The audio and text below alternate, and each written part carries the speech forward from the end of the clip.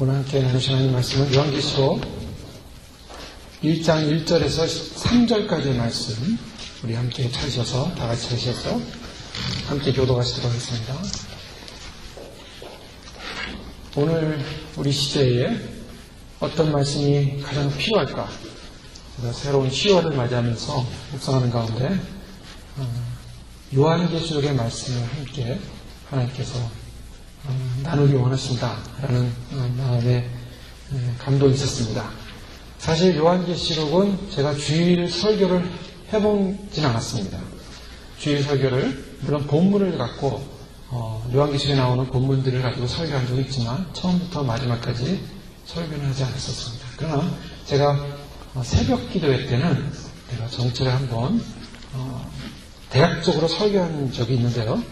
하나님께서 오늘 이 시대에 우리에게 어떤 삶을 살기 원하실까? 또한 우리는 어떤 말씀을 들어야 할 것일까? 생각해보면 이 시대에 하나님은 마지막 시대를 사는 사람들이 하나님이 마지막 시대를 말씀하신 요한계시록의 말씀을 듣고 하나님의 음성을 깨닫고 하나님께서 우리에게 말씀하시는 그 말씀대로 우리가 마지막을 준비할 때가 아닌가, 그런 생각을 하게 됩니다. 이 요한계시록의 말씀은 굉장히 어려운 말씀입니다. 그래서 많은 신학자들이 또 많은 역사를 통해서 요한계시록에 대한 해석과 또 요한계시록에 대한 여러 가지 그 말씀의 의미를 찾고자 노력을 했지만 명확하게 100% 이것이다라고 하나로 통일된 말씀은 사실 없습니다. 그러나 몇 가지 정황을 놓고 이 말씀이 의미하는 바는 어떤 것이다 라는 공통된 메시지가 있습니다. 마치 요한계시록은 암호화도 같다, 하나님의 암호화도 같다라는 표현할 수가 있겠는데요. 그래서 이 암호를 해석하는 과정에서 하나님의 본질적인 뜻이 무엇인가를 보게 되면 계시록에 흘러가는 하나님의 메시지의 중심을 저희가 이해할 수 있게 됩니다. 하나님께서는 왜 요한계시록의 말씀을 일단 주고 계신가? 그 목적을 분명히 말씀하고 있어요. 요한계시록을 주는 목적은 분명하게 3절 마지막 절에 말씀하고 있습니다. 때가 가까웁니다. 요한계시록을 주는 메시지의 가장 중요한 핵심은 때가 가깝기 때문이다 라는 말씀입니다. 그럼 무엇입니까? 때가 가까울 때 우리 요한계시록의 말씀을 묵상해야 되고 들어야만 한다는 것입니다. 그리고 또 그 가운데 기록된 것을 지켜야 한다는 것이죠. 하나님을 모르는 사람이 생명이 다해갑니다. 생명을 다해가는 그 사람에게 가장 중요한, 가장 귀한 일은 무엇이 있을까요? 우리 너무나 잘 알고 있습니다. 생명이 다해가는 그 사람인데 하나님을 몰라요. 그 사람에게 있어서 정말 중요한 것이 뭘까요? 세상에서 학위를 받는 게 중요하겠습니까? 로또에 당첨되는 게 중요하겠습니까? 또 아니면은 무엇이 제일 중요할 것 같습니까? 자, 세상에서 이제 마지막 순간을 맞이하는 사람에게 있어 가장 중요한 것은 구원입니다. 그 영혼이 구원받는 거예요. 사람은요, 죽음 앞에서 다 겸허해져요. 이 세상에 아무리 교만하고 아무리 악한 사람이었고 아무리 세상에서 자기 의를 믿고 살았던 사람이라도 죽음의 그 순간 앞에서는 다 겸허해집니다. 지푸라기라도 붙잡고 싶은 거예요. 누군가 나를 구원할 자, 나를 살릴 자를 붙잡고 싶은 거예요. 인간은 거기서 자기의 본질을 깨닫습니다. 인생에 있어서 가장 중요한 본질이 뭔가? 그것은 인생이 구원받는 거예요. 돈도 아니에요. 사업의 비즈니스의 성공도 아니에요. 본질적으로. 또 세상에 어떠한 것도 아니에요. 가장 중요한 게 뭔지 아세요? 우리가 호흡하고 태어나서 이 땅에 살면서 가장 중요한 것은 구원받는 거예요. 가장 중요한 것, 구원받는 것, 그게 그 사람에게 가장 중요한 복이라는 거예요. 오늘 예수님께서 요한계시록의 말씀을 주실 때는 왜 이 말씀을 주시는가? 그것은 가장 중요한 걸 주신다는 거예요. 가장 중요한 걸 주시기 때문에 이 가장 중요한 말씀을 읽고 듣고 지키는 자는 복이 있다라고 말씀하고 있습니다. 그래서 오늘 본문에는 이 예언의 말씀을 읽는 자와 듣는 자들과 그 가운데 기록한 것을 지키는 자들이 복이 있나니. 자, 이 시대의 복은 무엇입니까, 그럼? 이 시대의 복은 무엇이겠어요? 이 시대의 복은 세상에서 긍정적인 삶으로 열심히 살다 보면 성공할 것입니다. 성공해서 많이 성공하십시오. 그것이 복일까요? 예. 그것도 복의 한 모습일 수도 있지만 성경에서 말하는 복의 본질적인 복의 개념은 아닙니다.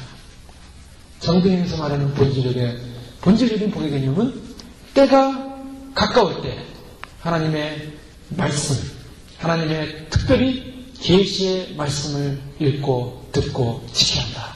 바로 그것이 복이다 라고 분명히 선포합니다. 왜요? 살아야 되기 때문에. 왜요?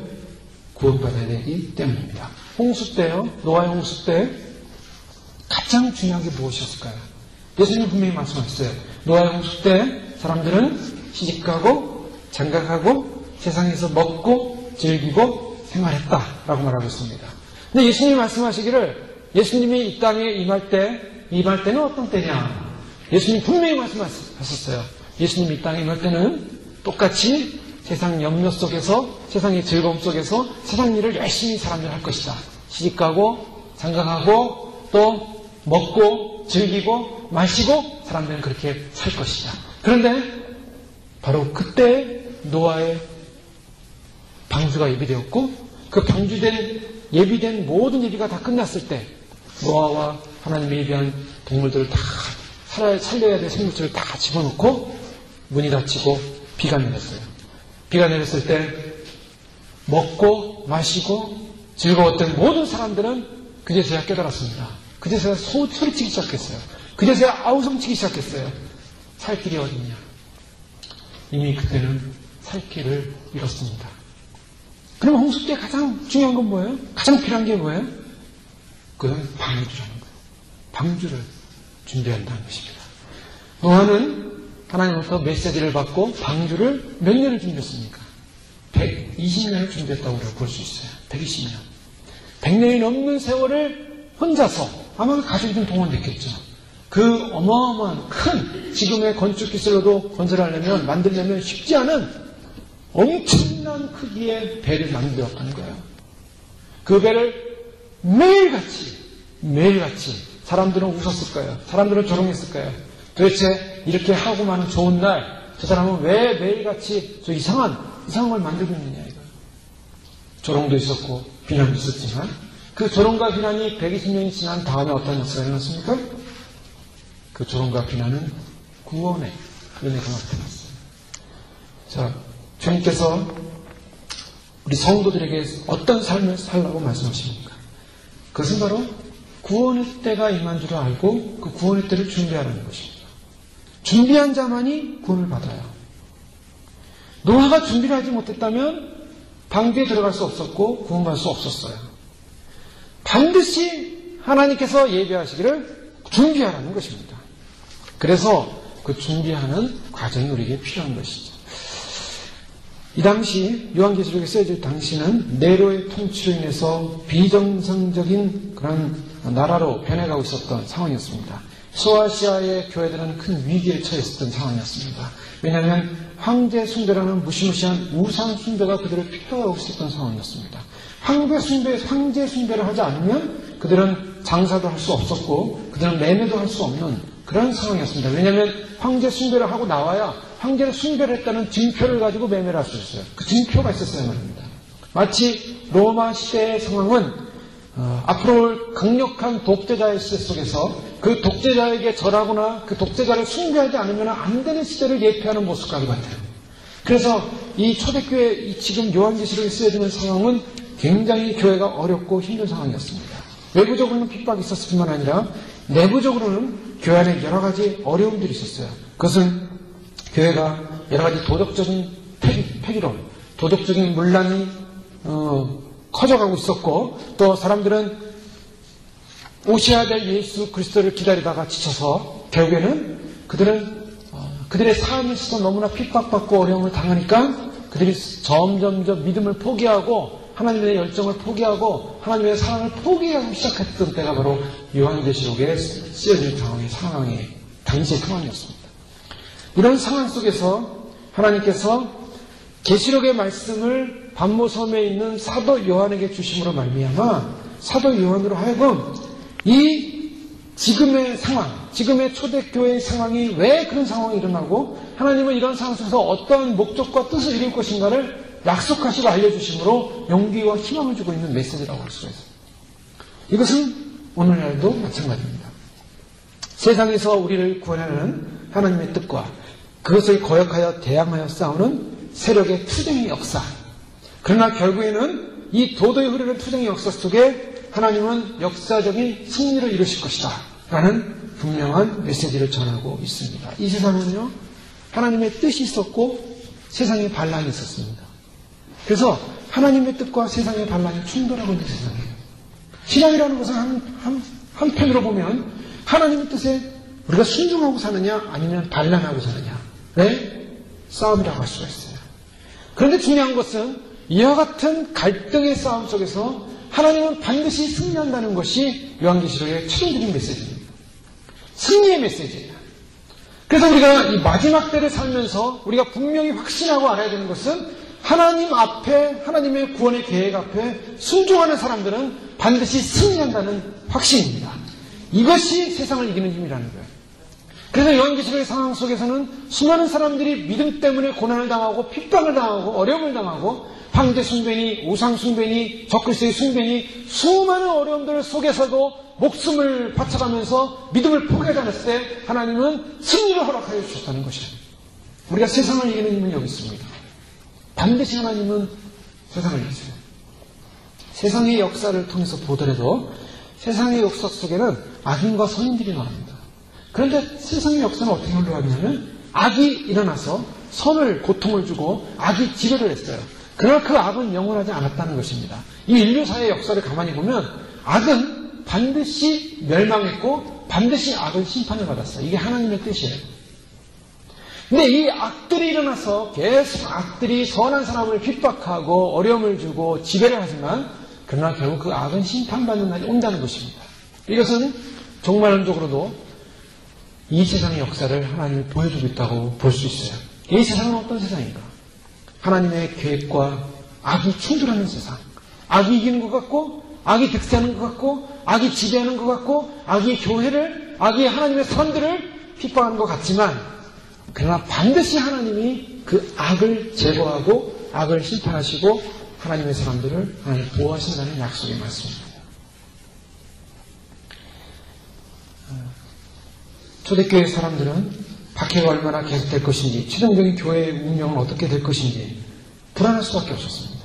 이러한 상황 가운데서 하나님은 하나님의 구원을 방해하고 대적하는 악한 세력이 반드시 끝날 것이고 교회가 승리할 것이라는 그러한 위로의 메시지를 주시기를 원하셨다는 것이죠. 그래서 지금 일어나는 모든 현상들을 설명하고 교회의 궁극적인 승리에 대한 약속을 보여주고 있습니다. 이 세상 속에 진정한 믿음의 싸움을 하고 있는 성도들에게 있어서 이 계시록의 말씀은 그래서 힘과 위로요 승리의 소망을 주는 말씀이다 라고 우리가 분명히 믿으셔야 합니다. 요한계시록은요 시작하면서 중요한 그 뼈대가 있습니다. 이 요한계시록 전체를 흘러가는 뼈대가 있는데 이 뼈대는 7이라는 숫자예요. 그래서 7로 연결이 됩니다. 처음에 2장과 3장에서는 7교회가 등장을 하고 있고 6장과 8장에서는 7인 재앙이라는 것이 시작을 합니다. 8장에서 11장은 7 나팔 재앙이 나오고 15장에서 16장은 7 대적 재앙이 나옵니다. 그래서 이런 장들과 장들 사이를 연결하는 중요한 테마는 7이라는 수예요. 7교회, 7인, 7 나팔, 7 대적 이런 중요한 하나님의 역사의 테마가 흘러가는데 바로 그 중간중간에 하나님의 계시의 말씀대로 채워져 있습니다. 요한계시록은 무엇인가? 오늘 분명히 그 정의를 하고 있습니다. 1절 말씀 예수 그리스도의 계시라. 계시란 무엇입니까? 계시라고 하는 것은 갇혀졌던 것이 열리는 것을 말해요. 자, 여기 지금 커튼이 치워져 있죠? 저 커튼이 버튼을 누르면 쫙 열립니다. 그러면 저 뒤에 있는 배경들이 나타나요. 마치 그와 같은데 계시라고 하는 것은 그동안 갇혀져 있던 하나님의 계획이 열린 것을 말해요. 그래서 하나님이 그동안 갇혀져 있던 계획을 열무로 말미암아 하나님의 구원 계획이 무엇인가를 보여주고 있는 것입니다. 이거 얼마나 놀라운 신비입니까? 하나님의 구원 계획은 오랫동안 장막 속에 갇혀져 있었어요. 마치 언약궤가 장막 안에 있던 것처럼 그 장막으로 들어가서 그 언약궤 안에 들어가서 제사장이 피를 쏟음으로 거기서 속죄를 받은 것처럼 장막 안으로 들어가는 사건이 있어야만 했지만 이제는 그 장막이 찢었어요. 장막이 열렸어요. 언제 열렸습니까? 예수님의 십자가에 돌아가신 바로 그 순간에 장막이 열렸어요. 그래서 이제는 지성상으로 누구든지 믿음으로 예수 그리스도를 믿음으로 들어갈 수 있는 길이 열렸어요. 이것이 계시라는 거예요. 즉 계시라고 하는 것은 하나님이 구원의 계획을 알리셨다는 것입니다. 오랫동안 장막에 가려졌던 그 구원의 계획을 예수 그리스도를 통해서 알리셨다는 거예요. 그래서 예수 그리스도를 이 세상에 보내심으로 그 모든 비밀을 드러내셨습니다. 자, 그렇기 때문에 예수 그리스도로 말미암아 비밀이 드러난 사건, 이것을 우리는 하나님의 구원의 사건으로 우리가 보게 되는데, 오늘날 이 구원의 사건은 더 이상 비밀이 아니라는 것입니다. 더 이상 이 구원의 사건은 비밀이 아니에요. 복음은 더 이상 사람들에게 비밀로 오지 않아요. 예수님이 사역하고 활동할 동안은 비밀로 왔어요. 그래서 조용히 왔고 은밀히 왔어요. 그래서 마치 밭에 뿌려진 씨앗처럼 조용히 왔어요. 아무도 몰랐어요. 근데 그 씨앗이 자라서 점점점 커지더니 큰 나무가 돼서 이제는 모든 사람이 볼 때 저건 나무구나.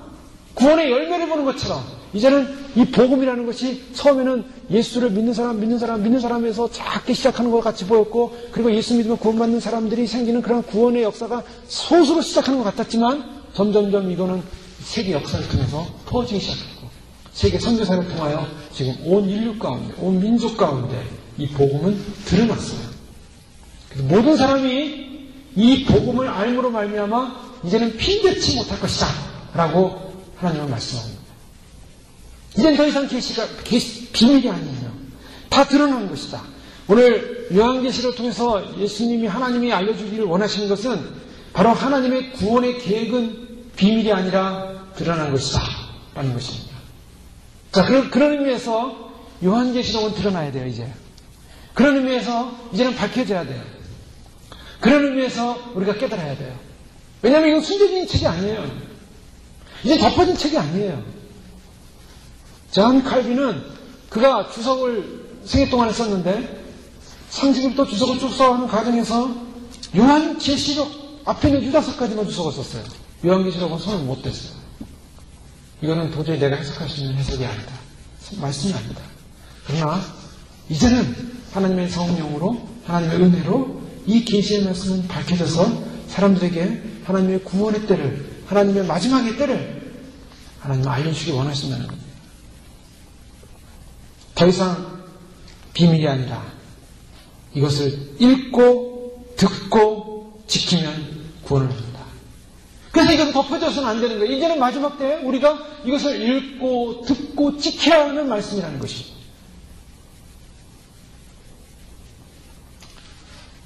그래서 세상 사람들에게 이제는 더 이상 비밀이 아니다. 자, 비밀이 아니에요. 이제는 예수 그리스도가 이 땅에 오신다는 사실은요, 더 이상 비밀이 아닙니다. 세상 사람들도 이제는 예수 그리스도가 이 땅에 오신다는 사실을 다 들었어요. 예? 이미 오래전에 예수님이 오신다는 많은 얘기들을 인해서 예수님이 나타나신다, 예수님이 곧 오신다라는 소식들은 사람들이 이미 다 객관적으로 알 뿐만 아니라 이제는 많은 사람들이 이 세상이 어떻게 갈 것인가, 이 세상의 역사가 어떻게 갈 것인가를 사람들이 고민하는 가운데 이 세상은 영원하지 않을 것이다 라는 생각들을 많이 하기 시작합니다. 이 세상은 영원하지 않을 것이다. 근데 분명해요. 이 세상은 이대로 영원하지 않습니다. 하나님이 예수 그리스도를 이 땅에 다시 오게 하심으로, 예수 그리스도가 이 땅에 다시 만왕의 왕으로 오심으로 이 세상의 역사는 끝이 온다는 거예요. 여러분 이 사실을 믿습니까? 예수 그리스도가 오심으로 세상이 끝난다. 반드시 세상은 끝나게 되어 있습니다. 그런데 그 예수 그리스도가 오심으로 세상이 끝난다는 사실, 이거는 세상 사람들에게는 두려운 종말이에요. 얼마나 무서운 종말인지 몰라요. 그래서 사람들이 이 세상이 마지막에 온다, 끝난다라고 하면요, 두려움에 떨어요. 불안에 떨립니다. 세상이 종말이 온다니. 2012년에 플래닛 X라는, 소위 말해서 10번째 태양계의 별이 온다. 이게 막 아주 공공연하게 알려지고 있는 거지. 이미 오래전에 나사에서 이 사실을 알고 미국 대통령과 각 정상들, G8이라는 선진국 정상들에게 알려줘서 이미 각 나라가 그때를 대비해서 빵카를 짓고 만들고 그리고 돔을 만들고 지금 하고 있다고 하죠. 미국은 벌써 124개의 터널, 지하 도시를 만들고 여기에 들어갈 수 있는 사람은 아무나 들어가는 게 아니에요. 대통령부터 시작해서 중요 관료들만, 또 가장 핵심적인 사람들만, 중요한 과학자들, 이런 사람들만 이미 선택해서 들어가게 됩니다. 이게 마치 영화에 나오는 얘기죠. 노르웨이의 한 정치 강력한 지도자가 노르웨이가 25년 전부터 그 빵카를 만들어 놓은 걸 공개했어요. 그는 사람들에게 공개되지 않는 내용들이었어요. 왜냐? 그 사람들만 들어가야 되기 때문에 공개하면 혼란이 오기 때문에 절대로 공개하면 비밀이라는 건데 자기를 임명을 해서 사진 찍어서 그걸 공개하고 있어요.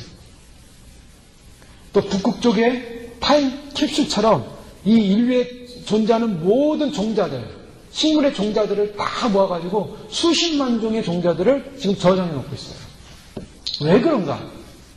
사람들이 그래요. 요즘 많이 대기의 오염으로 인해서 온난화 현상이 일어나면서 엘니뇨 현상이 일어나면서 지구에 여러 가지 기상이변이 일어나고 있다. 비도 막 폭우가 오고 태풍이 일어나고 또 여러 가지 현상들이 일어나고 있다. 사람들이 막 그런 얘기를 하고 있죠. 그런데 그것이 공해의 문제, 온난화의 문제, 더위의 문제로 사람들은 얘기하고 있지만 또 많은 사람들이 알고 있는 사람들은 그것이 단지 공해의 문제가 아니라 이것은 하나의 중요한 이 지각의 변동의 문제다. 우주에 일어나는 태양계에 일어나는 하나의 중요한 지각의 문제다라는 걸 깨닫고 알고 그것을 생각하고 있어요. 요즘 일어나는 지진들. 지난주는 지진이 3군데서 세계적으로 판태평양 이 지진대에서 일어났잖아요. 캘리포니아에서도 좀 일어나는 것 같은데. 자, 지진이 뻥뻥뻥 일어납니다. 그리고 갑자기 폭우가 오고요. 기상 이변의 현상들. 근데 우리가 과학적으로 보면은 어떤 한 별이 오기 때문에 그 별에 생기는 일이라고 보셨어요. 3600년의 주기를 돌고 이 태양계를 지나가는 한 별. 그것이 수메르인들이 이미 예언했던 별이라고 이미 보고서 그것을 이 돌에다가 새겨놨는데 그 니비루라는 소위 별입니다. 이 별에 대한 학설이 사람들에게 많이 나왔는데 실제적으로 이 별에 대한 것이 지금 증명이 되고 있어요. 왜 증명이 되고 있냐면 2005년, 2006년부터 태양이 질 때 또 하나의 태양이 나타나는 걸 목격하는 사람들이 많이 생겨요. 태양이 2개가 나타났어요. 사람들은 이 태양이 2개가 나타난 것을 태양이 이 호수에 비쳐가지고 뜬 것이다라고 생각하는데 절대 그런 게 아니에요. 태양이 있는데 그 옆에 또 태양이 있었어요. 태양이 뜰 때 태양이 나타났어요. 조그만 태양이. 그게 뭐냐? 그게 다가오는 별이다. 사람들이 이렇게 보고 있는 거예요. 근데 그 다가오는 별이 뭐냐? 그 다가오는 별은요, 이 태양계를 들어와서 이 태양과 지구 사이를 지나는 주기를 갖고 있는 별이에요. 근데 이 별이 올 때 지구에 커다란 이변이 일어났다는 거죠. 과학자들은. 언제 이변이 일어났나? 그것은 노아의 홍수 때 이 별이 지나갔다는 거예요. 그래서 하늘에 있는 궁창이 터지고 밑에 있는 물들이 터지고 이런 역사로 말미암아 이 지구에 엄청난 홍수가 왔다. 과학자들은 그렇게 보고 있어요. 우리는 성경대로 어떻게 봅니까? 하나님의 심판이었어요. 하나님의 심판은 우리가 생각할 때 영적으로 확 오는 것이 아니라 하나님은 자연계, 현상계를 이용해서 심판하신다는 거예요. 마지막 때에 어떤 심판이 올까? 우리가 성경을 통해서 보면 여러 가지 증상들이 많이 나타나는데 여러 가지 증상들은 이미 성경에 다 예언이 돼 있어요. 근데 그것은 분명히 과학자들의 눈에 보면 그냥 과학의 현상에 의해서 일어날 것이다 라고 보고 있죠.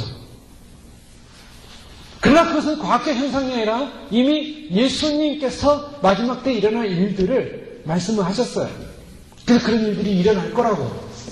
그런데 그런 일들이 점점 가까우고 있다는 거예요. 가까우고 있어요. 그리고 더 가까우고 있어요. 그 일들은 뒤로 물러서지 않고 역사는 계속 주님이 말씀하신 그 정점을 향하여 가까이 오고 있다는 거예요. 그래서 예수님은 때가 가까웁니다.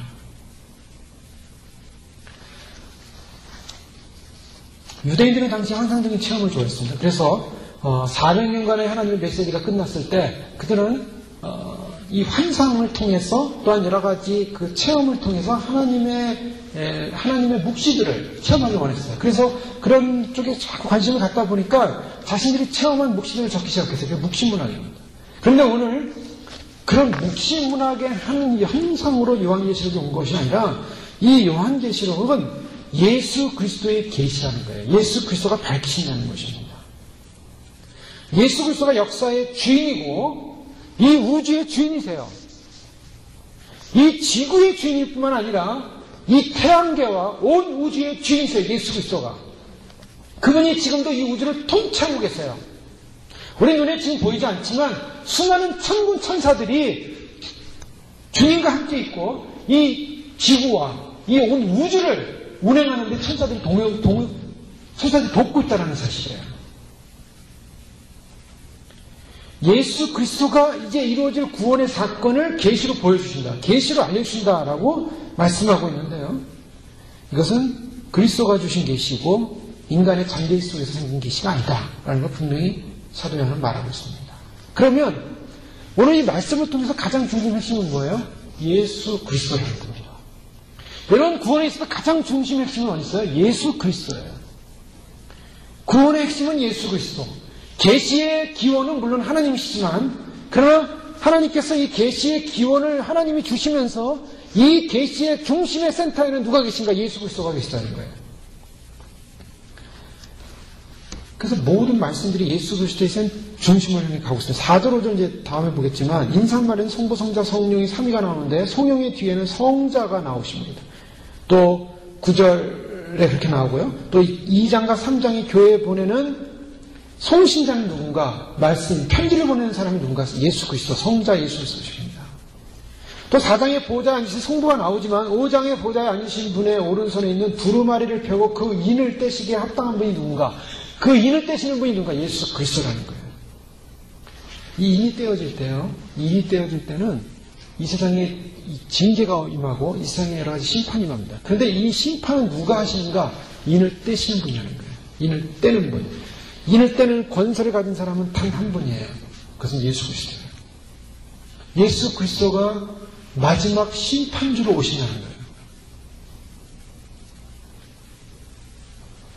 8장에서 11장에 보면 이 일곱 나팔도 성자가 인을 떼시고 난 다음에 부는 사건, 19장의 혼인잔치를 인해서 어린 양의 성자의 혼인잔치가 일어나고 20장의 찬양도 성자 그리스도와 그리스도가 다스리는 왕국으로 되었다는 것이에요. 그렇다면 요한계시에 나오는 성부 하나님과 성령 하나님 등한이 되고 무시됩니다. 그렇지 않아요. 계시를 주는 분 자신이 성부이시고 보좌에 앉으신 분 자신이 성부 하나님이시고 새하늘과 21장 22장에 나오는 새하늘과 새 땅이 나오는 그 주인이 누군가? 성부와 성자의 보좌예요.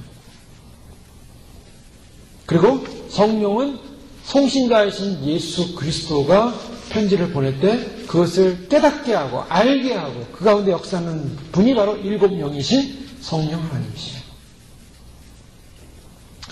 이 계시는 하나님이 주셔서 시작되는 것입니다. 그런데 누구에게 주셨습니까? 하나님이 그에게 주사 반드시 속히 될 일을 그 종들에게 보이시려고. 누구에게 보이신다 그랬나요? 종들에게 보이신다. 종들은 누굽니까? 그건 1차적으로 7교회의 목회자들이에요. 지도자들입니다. 그리고 더 나아가서 이것은 온 세상 교회에 특별히 이 마지막 때를 지내고 있는 바로 하나님의 말씀 전달자에게 이것을 보여주고 있다라고 우리가 해석할 수 있어요. 당시의 세상은 어려움이 있었죠. 공개적인 핍박과 거짓된 가르침과 여러 가지 교회에 다가오는 어려움을 인해서 어려움을 경험하고 있습니다. 그런데요, 하나님이 진단하기는 그 교회들이 어떤 교회였냐? 어떤 교회는 살아있는 교회였고 어떤 교회는 죽어있는 교회였대요. 이 교회들의 모습은 바로 오늘날의 교회의 모습을 상징하고 있습니다. 물론 역사 가운데 일어나는 교회의 상징으로 역사적으로 보기도 하지만 그러나 이 일교교회의 모습은 오늘날 존재하는 교회들의 모습, 상태를 보여주고 있어요. 그런데 이런 교회의 상태 속에서 이 세상에서 교회를 지키는 그의 종들에게 이 진리를 알게 하심으로 결국 주시고자 하는 말씀은 이 진리의 말씀을 통해서 세상을 이기라는 것입니다. 자, 교회 상태가 여러 상태가 나와요. 이제 우리가 살펴보겠지만 교회가 좋은 상태도 있고 나쁜 상태도 있고 완전히 죽은 상태도 있어요. 너희가 살았다는 자는 실제로는 죽은 자라. 예수님이 그렇게 말씀하세요. 근데 이런 죽어있는 교회에게 하나님이 주시는 말씀, 왜 예수님이 나타나셔서 그 메시지를 주세요? 살아나라는 것입니다. 깨어나라는 것입니다. 여러분, 요한계시록의 말씀은 하나님이 우리에게 우리의 상태가 지금 어떻든 간에 어떠한 모습이든 간에 요한계시록의 말씀을 우리에게 주어주고 있다는 것은 우리로 하여금 예수님의 말씀을 분명히 깨어나라고 살아나라는 말씀입니다. 그것이 우리에게 주시는 목적이에요. 하나님은 반드시 구원 계획을 가지고 계시고 그 계획하신 것을 이루십니다. 하나님은 아무 대책 없이 우리를 예수 믿게 하신 건 아니에요. 우리로 하여금 하나님의 구원 계획 안에 들어가도록 예수를 믿게 했습니다. 1차적으로 보면 교회가 무너지는 것 같고 1차적으로 보면 하나님의 백성들이 실패하는 것 같지만 하나님의 백성과 하나님의 교회는 결국은 실패하지 않아요. 하나님이 모세를 세워서 이스라엘을 구원하고자 했는데 개인적으로 모세가 하셨던 건 뭐였습니까? 애굽 사람 한 명을 죽이는 일이었어요. 살인하는 일이었습니다. 애굽 사람 한 명을 살인했을 때 그는 그 살인의 결과로 도망을 갔어요. 미디안으로 도망을 갔어요. 그래서 40년 동안 잊혀진 존재였어요. 하나님의 구원 계획이 실패한 것처럼 보였습니다. 그런데 하나님은 그런 모세를 다시 부르셔서 위대한 출애굽의 역사를 이루시고 위대한 광야의 생활을 인도하게 하셨어요. 하나님의 구원 계획은 실패하지 않았어요. 성막을 지어서 이스라엘 자손을 하나님을 섬기려고 했는데 이스라엘 백성들이 한 거라고는 금을 모아서 금덩어리를 녹여가지고 금송아지를 만들었어요. 하나님이 진노해서 이스라엘 백성들을 다 죽이려고 했지만 그런 하나님이 실패한 것이 아니라 결국 이스라엘 백성들을 다시 모아서 성막을 짓게 하셨어요. 이스라엘 백성들을 가나안 땅으로 보내서 축복 속에 살게 하려고 했지만 가나안 출애굽을 하자마자 그들은 다시 애굽으로 돌아가겠다고 소리치면서 애굽으로 돌아가자고 그랬어요. 애굽으로 돌아가자. 마치 출애굽이 실패한 것처럼 보였어요. 그러나 하나님은 그들을 훈련시키면서 가나안으로 결국 인도하셨어요. 초대교회 예루살렘에 핍박이 왔을 때 그 핍박으로 인해서 예루살렘 교회가 마치 죽어있고 예루살렘 교회가 마치 무너질 것처럼 생각했지만 그들은 소아시아지만으로 흩어지기 시작하면서 복음을 증거하기 시작했고 결국에는 교회들이 생겨나기 시작했고 하나님의 교회가 지금까지도 이어져 오게 됐어요. 실패하는 것 같지만 무너지는 것 같지만 실패하지 않았다는 거예요. 사도 요한이 반모섬에 유배돼서 이제는 그의 생애를 마지막으로 끝낼 것 같았는데 그 반모섬에서 하나님은 그에게 계시를 주셔가지고 예수 그리스도 다시 속히 오실 예수 그리스도를 맞을 준비하게끔 하는 메시지를 주셨다는 것. 교회가 궁극적으로 승리하는 메시지를 주셨다는 것.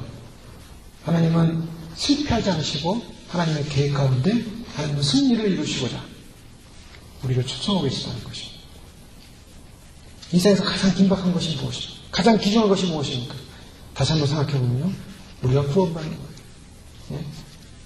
그 앰뷸런스가 막 소리를 내면서 지나가고 라인 오는 차들이 불자동차들이 막 지나갈 때 차들은 막 씁니다. 왜요?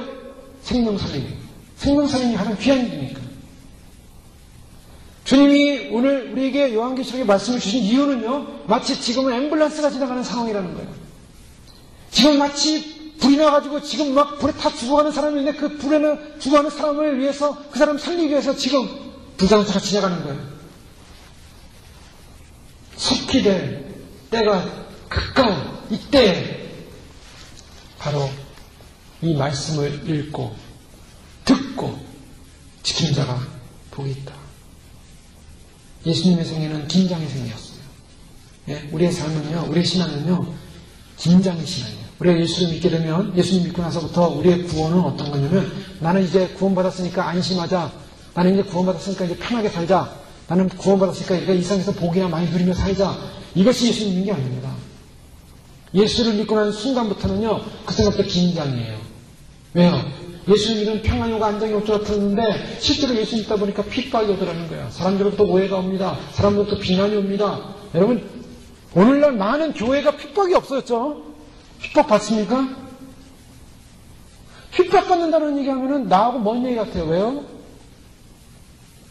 핍박을 내가 안 받는다고 하는 것은 내가 그만큼 긴장 속에 살고 있지 않다는 거예요. 또 그만큼 말씀대로 지금 투쟁하고 있지 않다는 거예요. 더 나아가서 우리가 영적인 문제, 영의 문제에 예민하지 못하다는 거예요. 그리스도인의 삶은 어떤 삶입니까?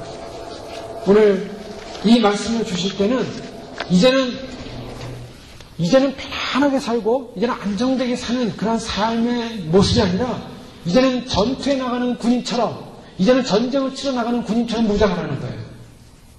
그래서 예수님께서 마지막 때에는 사람들을 알고 무장을 시킵니다. 영적인 군사로 무장을 시켜요.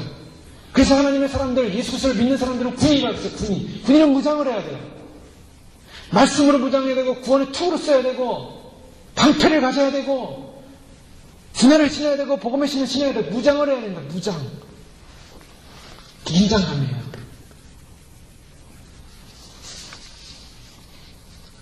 아직 전쟁이 나지 않았어요.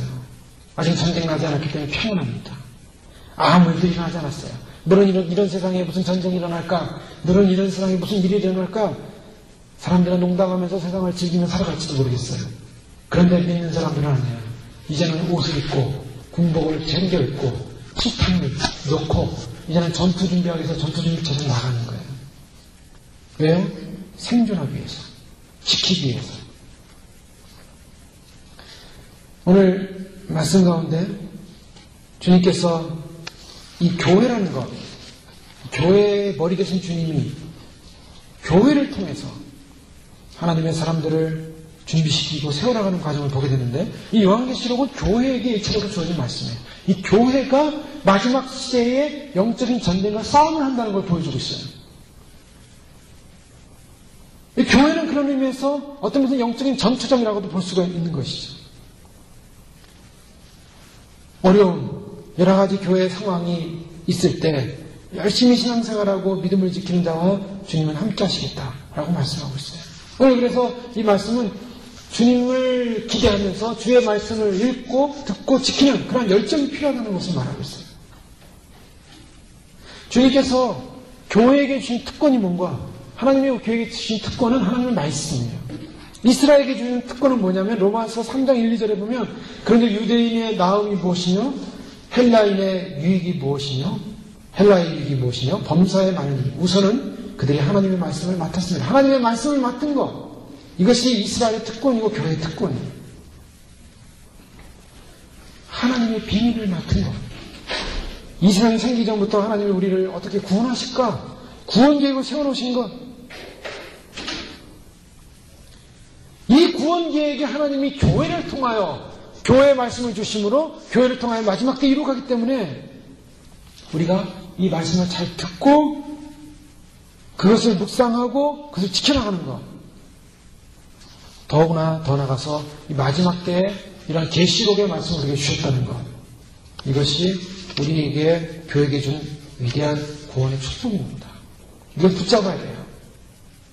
하나님의 구원의 계획은 작정되어 있어요. 그래서 그 작정된 구원의 계획은 하나님 이루실 것입니다. 근데 그 작정된 구원의 계획을 우리가 놓치지 않고 그 구원의 계획 속으로 안으로 들어가야 돼요. 하나님께서 그 구원의 계획 속에 들어가기 위해서 이 말씀을 밝히는 것입니다.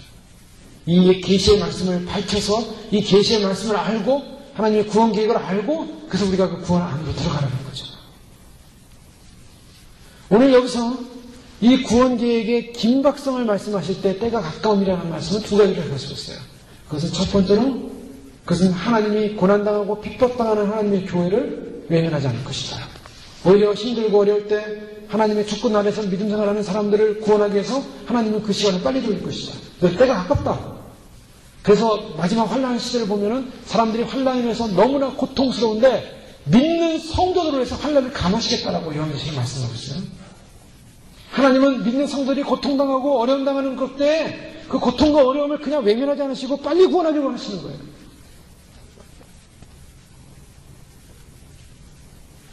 지금 일어나는 세상의 모든 상황들, 여러분 지금 세상이 편안하고 안전할 것 같지? 안 그렇습니다. 이제 세상은요 점점점 재난이 더 증가할 거예요. 별이 가까이 오기 때문에 더 증가할 수도 있고요. 자연적 현상으로 보면 그러나 하나님의 계시의 말씀은 더 증거할 거라는 거예요. 왜요? 하나님의 심판이 가까우기 때문에. 그런데 이 증거하는 이유는 뭔가? 우리 그걸 영적인 의미를 깨달아야 돼요. 세상이 왜 혼란스러울까? 세상이 왜 두려움 속에 빠질까? 세상에 왜 종말이라는 것이 올까라는 두려움을 하나님이 이런 상황을 통해서 왜 메시지를 주시냐는 거예요. 그건 준비하라는 거예요. 알리는 이유가 있어요. 알리는 이유. 모든 사람이 예수 그리스도가 하늘에서 진족 가운데 있다가 나타나시면서 볼 거라 했어요. 그를 찌른 자도 볼 것이다. 그랬어요. 대사로전서에 보면은 예수님이 오실 때, 예수님이 재림할 때 어떤 현상이 일어납니까?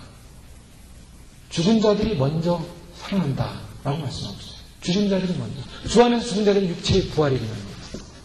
그 다음에 살아있는 우리도 그리스도를 뵙기 위해서 변화되어 올라간다고 말씀하고 있어요. 예수 그리스도의 재림 때 나타나는 현상은 죽은 자가 먼저 부활하고 살아있는 우리도 예수님을 맞아서 올라간다. 자, 이것이 역사적으로 일어나게 될 텐데 예수님이 말씀하세요. 모든 자들이 예수를 본다는 거예요. 자, 예수님이 처음에 오셨을 때는 비밀리에 왔어요.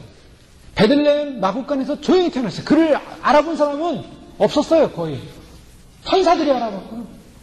목자들이 좀 와서 알아봤어요. 예수님 처음 오셨을 때는 그를 알아본 자들이 없었어요. 헤롯 왕이 예수를 찾다가 못 찾아가지고 놓쳤어요.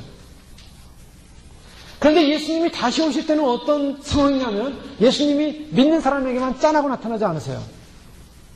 예수님이 부활하실 때는 제자들에게만 나타나셨어요. 그런데 이제는 예수님이 다시 오실 때는 천군 천사와 함께 모든 이 세상의 백성들이 다 보게끔 오신다는 거예요. 모든 사람들, 이 인류에 있는 모든 사람들이 구원자가 누군가, 누가 이 인류를 구원할 것인가, 누가 이 세상의 통치자인가를 보여주시는 거예요. 만왕의 왕이 모든 사람이 본 앞에 올 때 그때 놀라운 하나님 백성들이 휴거가 일어나고 이 지상의 사람들은 어떤 상황이 벌어진지 아세요? 통곡하며 애곡할 것이라는 거예요. 이 통곡하며 애곡할 것이라는 것은 그 조금 전까지 결혼하고 비웃던 사람들이에요. 조금 전까지 종말이와 예수 그리스도가 다시 와 재림이 와 웃기는 얘기다. 비웃던 사람들이에요. 어떻게 인류는 살아갈 거야? 희망론자들이에요. 어떻게 이 세상에 심판은 안 올 거야? 라는 사람들이에요. 교회를 다녀도 예수님이 오신다는데 예수님이 오신다는 소식은 옛날에도 있었고 뭐 얼마 전에도 뭐 몇 년 전에도 뭐 실패했고 뭐 20년 전에도 실패했고 아니요. 실패했지만 그 실패했던 소식은 우리로 하여금 경고를 주는 거예요. 우리가 다시 깨어나야겠다. 모든 사람들이 보는 앞에서 예수 그리스도가 오셨을 때 사람들은 깨닫는 거예요. 아, 진정 기독교에서 말하던 진정 저들이 믿던 그 예수가 진짜 메시아였구나. 그때 통곡하며 애곡하며 그때 눈물을 흘리는데요. 그때는 노아의 상황과 똑같다는 거예요. 노아의 시대, 노아가 120년간을 하나님의 심판을 외쳤어요. 심판은 옵니다. 옵니다. 노아는 준비했어요. 준비하는 노아를 보고 비웃었어요. 그러나 하나님 심판하기 7일 전에 앞으로 7일 후면은 이 땅에 비가 올 것인데 이 땅에 심판이 올 것인데 너는 들어가라 라고 7일 전에 알려줬어요.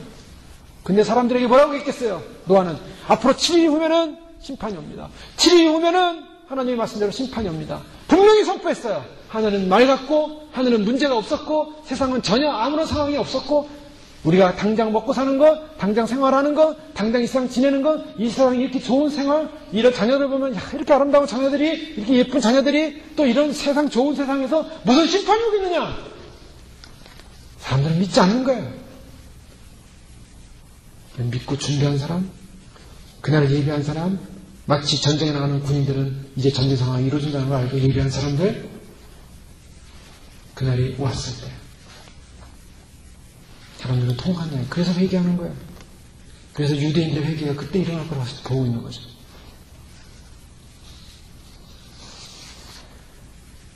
하나님이 그러면 언제 오십니까? 예수 그리스도가 언제 오십니까? 이 세상에 이제 전도를 해도 더 이상 믿는 사람이 마음에 감동을 받고 돌아오지 않을 때, 진리가 활동해도 아무런 반응들이 없을 때, 믿는 자들마다도 이제는 복음의 소중성과 가치를 잊어버리고 하나님과 말씀을 등한시할 때 전 세계로 이제 구원받을 자와 구원받지 못할 자가 분명히 갈라질 때, 여러분 이제 마지막 때의 특징은요, 교회 안에서부터 심판이 시작한다고 예수님 말씀하셨어요. 교회로부터 심판이 시작해요. 그래서 이 교회의 심판이 점점 세상 바깥으로 나는데요. 교회의 심판이 뭔가? 교회의 심판은요, 예전에는 그랬어요. 예전에는 마음이 상한 자, 믿음이 연약한 자, 다 웰컴. 그래서 모든 목마른 사람들 다 교회에 오십시오. 교회에서 케어해주고, 교회에서 도와주고, 교회 신앙생활 하다가 내 마음에 안 들면 휙 삐져가지고, 교회 안 다녀, 이 교회 안 다녀 하고 나가버리고, 또 교회 생활 하다가, 좀 내 마음에 안 들고 내 생활 안 되면은 하나님도 없어 하면서 하는 사람들 다 가서 감싸주고, 아유, 그래도 하나님 믿으셔야죠. 그래도 하나님 떠나면 안 되시죠. 아유, 제발 오세요. 아유, 하나님 믿어주셔야 돼요. 하나님 교회에 와주셔야 돼요. 예배 드려주셔야 돼요. 하나님께 기도해 주셔야 돼요. 라고 부탁을 했어요. 그래서 마음 약한 사람들, 믿음 연약한 사람들 가서 쫓아서 붙잡아가지고 그 사람들 여기 와서 제발 예배 좀 드려주세요. 라고 부탁하고 애고를 하면서 복음은 이렇게 귀한 거예요. 제발 이거 복음 버리지 말아주세요. 라고 가서 복음을 초청하고 요청하고, 내가 당신의 종이 돼서 당신을 섬길 테니 제발 와주세요. 그랬어요. 그런 사람들은요, 그렇지. 나를 갖다가 교회가 붙잡아줘야지. 나를 잡아줘야지. 이제는 교회는 나를 붙잡아줘야지. 무슨 되겠지라고 사람들 생각하면서 신앙생활하는 사람이 많았어요. 아마 오늘날 많은 교회 사람들이 그렇게 교회 하는지 모르겠어요. 교회를 가면서 교회 앉아가지고 편하게 예배 드리면서, 아이고 그렇지, 세상에서 잘 되고 예수 믿으니까 구원은 확실히 났고 이제 편안하게 앉아서 예수를 그냥 믿어주면 되는 거지 라고 생각하면서 교회 다니는 사람도 있는지 모르겠어요. 교회는 그런 것이 아니에요. 교회는 결단을 하셔야 되는 것이에요. 교회는 이제 마지막 때는 그래요. 하나님이 마지막 추수를 하실 때요. 추수할 때 보십시오. 자, 이제 추수가 와서 낫이 이제 갑니다. 낫이 가는데요. 어떤 추수를 하실까요? 이 추수하시는 추수의 쥐는요, 알곡만 탁 빼가지고 알곡만 가져가요. 나머지 쭉정이, 나머지 덜 익은 것, 나머지 생각만 것 다 버려버립니다. 이게 추수예요. 여러분 이 사실 알아야 돼요. 예전에는 덜 익었고, 덜 연그럽고, 덜 성숙했고, 덜 준비됐어도 기다려줬어요. 아직 낫을 안 됐으니까.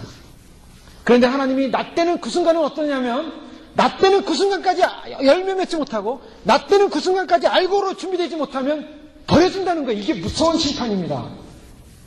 그래서 교회 안에서 심판이 시작될 때는 뭐냐면, 하나님이 정말 믿음으로 거듭났고 믿음으로 하나님 앞에서 헌신되어 있고 하나님 앞에 준비되어 있는 사람이냐 아니냐를 보시는 거예요. 그래서 마지막 하나님께서 예수 그리스도가 이 땅에 오셔서 선사들을 보내가지고 사람들을 불러 모을 때는요, 제대로 신앙생활하는 사람만 불러 모으는 거예요.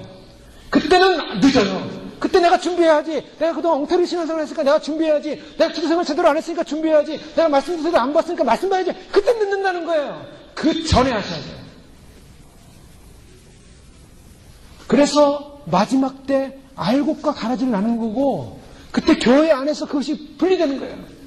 근데 놀라운 것은 신앙생활이라는 것이, 교회가 하나님이 주님이 오시면 오실 때가 될수록 두 가지로 갈라져요. 신앙생활을 뺀질 엉터리를 하면서 세속적으로 살면서 세상에 속해가지고 세상 생각만 가득하고, 하나님에 대해서는 관심 없고 하나님의 말씀에 대해서는 관심 없고 열정도 없고 소망도 없고 뜨거움도 없고 하나님의 내려는 희망도 없고 오직 세상 일에만 관심 있는 사람과, 하나님 예수 그리스도 말씀 하나님의 진리 가운데 내가 변화되기를 원하고 내 성품이 변화되기를, 내 삶이 변화되기를 원하고 하나님 안에서 하나님의 준비된 사람으로서 변화되기를 원하는 그러한 사람과 분리된다는 거예요. 점점 이것이 벌어져요. 그래서 그 벌어짐이 어디로 가는지 아세요? 교회 안에 있지만 교회 밖에 인생을 사는 사람이 있고, 교회 안에서 하나님의 택함을 받는 백성이 있는 거예요. 하나님은 은혜롭고 자비롭고 노하기를 더디하세요. 그래서 하나님은 기다리세요. 기다려 오셨어요. 그런데 이 기다림은 무서운 거예요. 왜 무서운 거 아세요? 기다리고 기다림이 클수록, 여러분 스프링이요, 스프링이 꽉 눌립니다. 눌려요. 더 눌려요. 그래서 마지막까지 눌렸어요. 그 다음에 이 스프링이 풀리는 순간 어떻게 되겠어요? 그 단사가 어떻게 되겠어요? 중간 눌린 것보다 꽉 눌렸을 때 반사가 더 큰 거야. 주님은 인내하시고 참으시고 기다리시지만 그 인내와 참음과 기다림이 이제 다 끝났어요. 이제는 교회도 반응이 없고 신앙도 반응이 없고 믿음도 반응이 없고 세상도 반응이 없고 세상의 모든 복음이 전파됐지만 예수 그리스도의 반응이 없고 예수 그리스도가 오신다는 소식도 듣지만 그 소식에서 반응도 없고 이제 사람들의 마음은 냉랭하고 무뎌져 있고 사람들의 마음은 이제 더 이상 하나님을 향하여 열정을 잃어버릴 때 그때 주님은 역사의 장막을 내리세요. 그때 이제 끝이에요. 더 이상 역사를 진행시킬 필요가 없다는 하나님의 시점이 왔을 때 그 다음에는 무엇이 쏟아집니까? 인이 떼어지면서 나팔이 불려지면서 대접이 쏟아지면서 하나님의 진노의 심판이 쏟아지는 거예요. 그때부터는 이 진노의 심판을 인류는 피할 자가 없어요. 노아의 시대에 그 물이 하늘로부터 쏟아질 때 아무도 피할 자가 없었어요. 아무도. 아무리 땅굴을 파고 아무리 돔을 짓고 아무리 난리를 펴도 하나님의 진노의 심판을 어린 양의 진노의 심판을 누가 피할까? 왕들이 지주자들이 다 숨지만은 그러나 어린 양의 진노에서 누가 우리를 구원하랴? 아무도 구원할 수 없어요.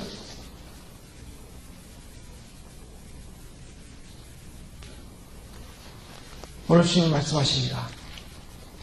오늘 이 시대에 우리에게 필요한 것은 예수 그리스도가 밝히시는 계시의 말씀이에요.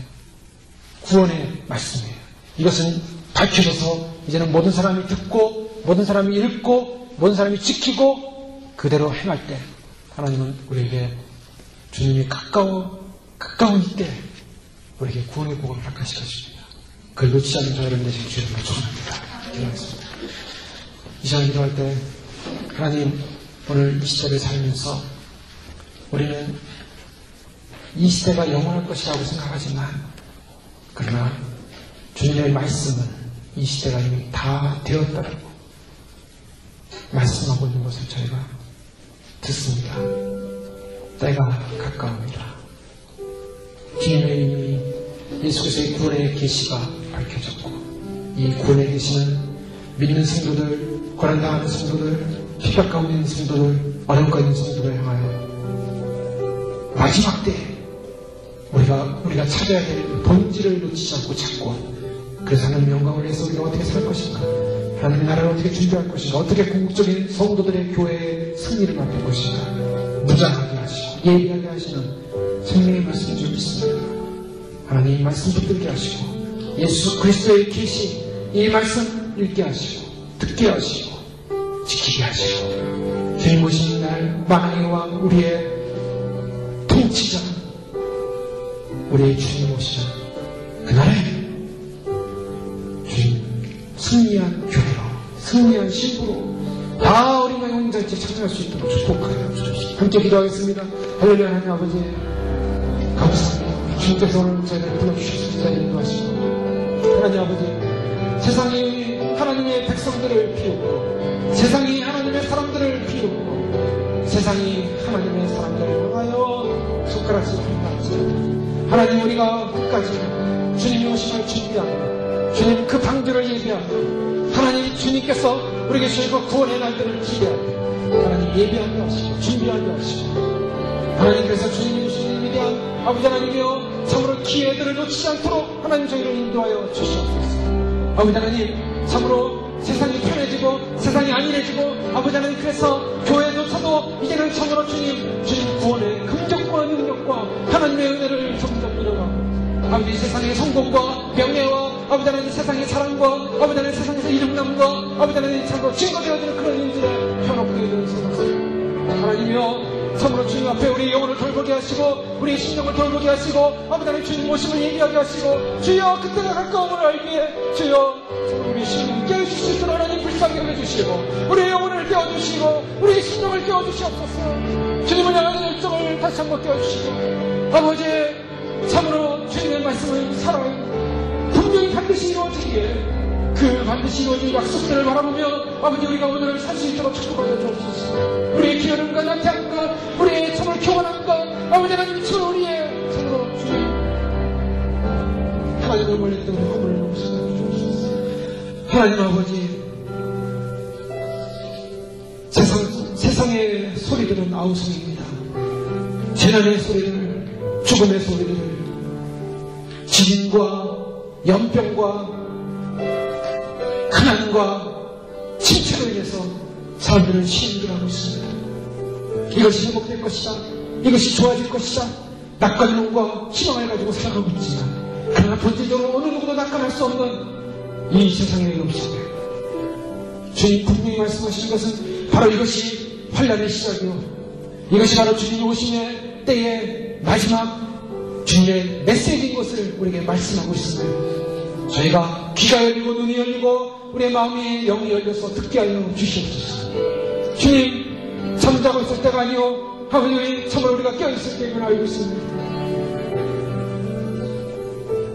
주님이 오시는 소리가 한 걸음으로 달려오는 이때, 하나님 주님이 우리에게 주신 마지막 말씀, 예수 그리스도의 계시의 책임, 하나님의 말씀을 읽고 듣고 지키는 이 마지막 때에 우리의 구원을, 하나님 구원의 궁극적인 승리를 준비할 수 있는 복된 인생이 될 수 있도록 축복하여 주시옵소서.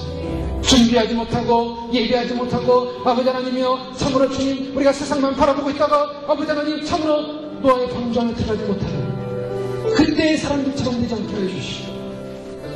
준비하고 예배하여 주님의 얼굴을, 주님의 영광스러운 얼굴을, 주님의 영광스러운 초대에 응답하여 달려나갈 수 있는 귀한 믿음의 백성들이 될 수 있도록 축복하여 주시옵소서. 주님이 함께 하시고 우리의 심령 가운데, 우리 영혼 가운데, 우리 삶 가운데 주께서 축복하시는 믿고 감사를 원하신 예수님 이름으로 기도 올려옵나이다.